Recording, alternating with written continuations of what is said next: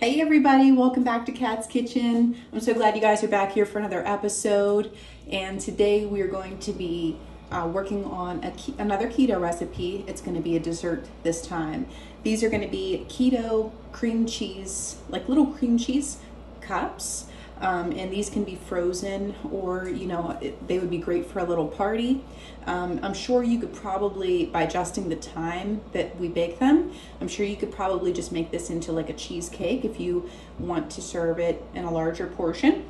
But today we're going to be doing the keto cups, the keto cheesecake cups rather. I'm going to show you how we're going to get into that. And before we do, I just want to ask you all, if you haven't already, please like, share, and subscribe to the video. Helps our video get pushed out to other new people. And also, if you'd like to see more of my recipes, my link is in the description box below for catskitchenblog.com. So I want to thank you guys for that, and let's get into our recipe. Okay, so what we need for our recipe, and I will link this in the description box below as well. We need 16 ounces of cream cheese that's softened. We'll need one large egg, 1 tablespoon of lemon juice, 1 teaspoon of vanilla extract, a half a cup of sugar substitute such as monk fruit, stevia, whatever you like to use. I'll be using monk fruit today. And then if you'd like to, you can also add berries to this. So this recipe calls for slicing up some strawberries, putting some on top of the little cream cheese cake, and then baking that and then topping it also with more strawberries. You could probably do that with blueberries or other berries if you would like that. I don't have any berries today, so I'm going to opt that out. And then also it calls for 3/4 cup of heavy cream so that you can whip up some fresh whipped cream for these. So we're going to get right into the mix. Okay, so I have my 16 ounces of cream cheese here. It's been sitting out overnight just to help it soften nicely. So we're going to add that to our bowl.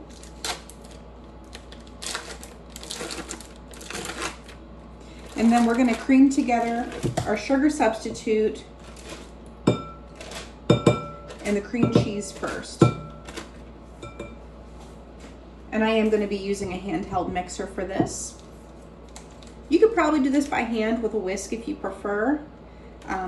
But that's one little gadget that I did buy. I don't use it very often, but if you bake a lot, I would get even a handheld mixer. You don't always have to get a stand mixer, but if you don't use it real often, a hand mixer really comes in handy.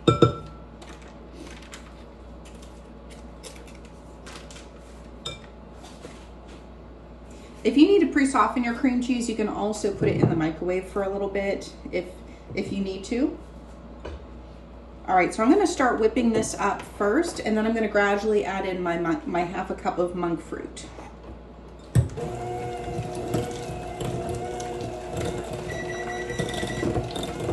You're going to want to heat up your oven at 350 degrees.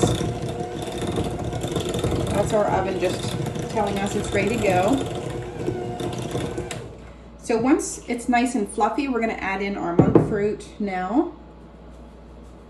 Monk fruit, I like that one over stevia. The taste is really good. I think it's a little better than stevia, but to each its own. But the measurements from monk fruit to cane sugar is the same equivalency. So it's 1-to-1 ratio. So half a cup of, or we'll say just 1 cup of cane sugar is the same to 1 cup of monk fruit.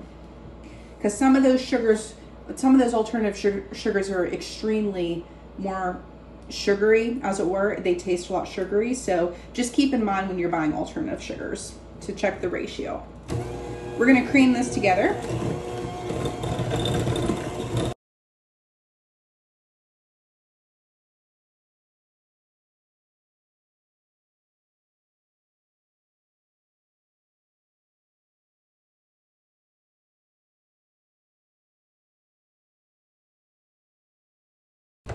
Alrighty, once your cream cheese and sugar substitute are nice and fluffy, and you can use regular cane sugar if you want, if you're not keto, or if you're okay with using that, that's perfectly fine as well.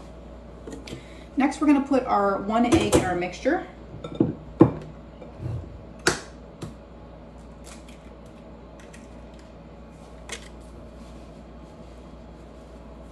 1 tablespoon of lemon juice. You can use fresh or bottled, whatever you have.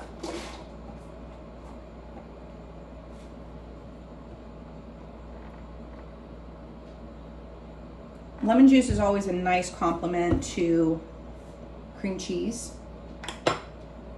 And then next we're gonna do a teaspoon of vanilla extract. I always eyeball vanilla because I do like the flavor of vanilla. Okay, and then we're just going to mix this together.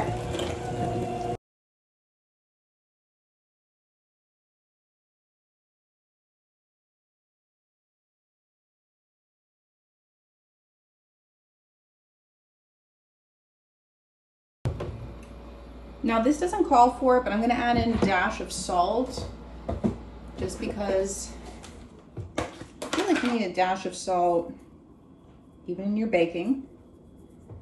So we're just going to do that just to balance out any extra sweetness. I'm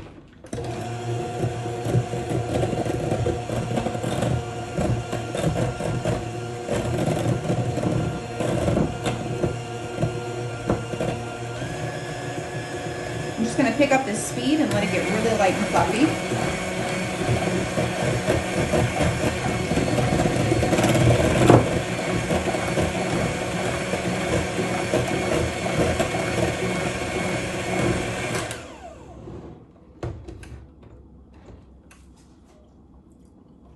That's good.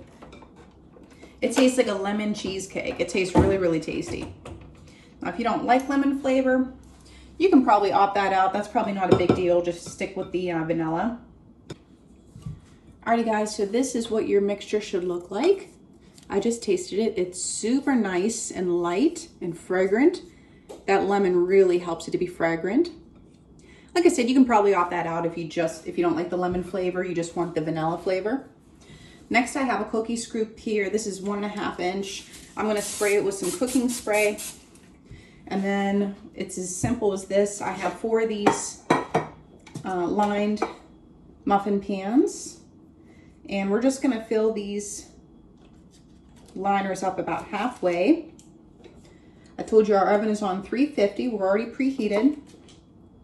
These only need to bake between 12 to 15 minutes. So once I add these in here, I'm going to tap the pan down on the counter so that our mixture will level out a little bit and it'll hopefully take care of some of the air bubbles. So I'm just going to tap it here.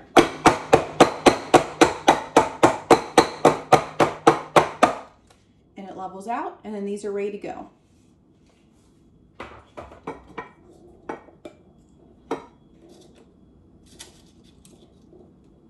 This was super easy, guys.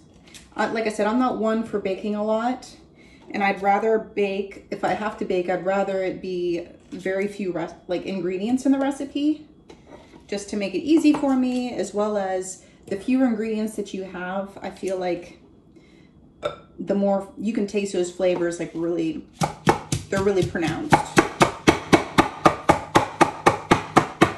These are supposed to puff up a little bit too. That's why you only want to fill them halfway.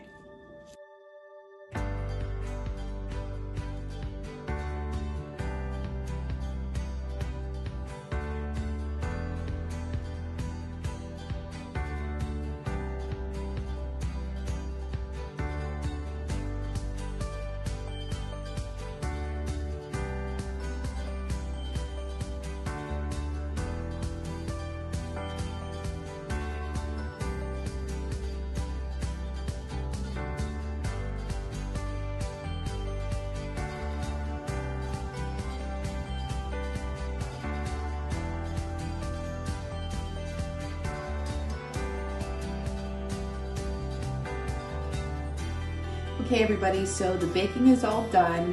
They baked for about 15 minutes and then it said to let them cool for about 10 minutes and then put them in the refrigerator to firm up for about 45 minutes.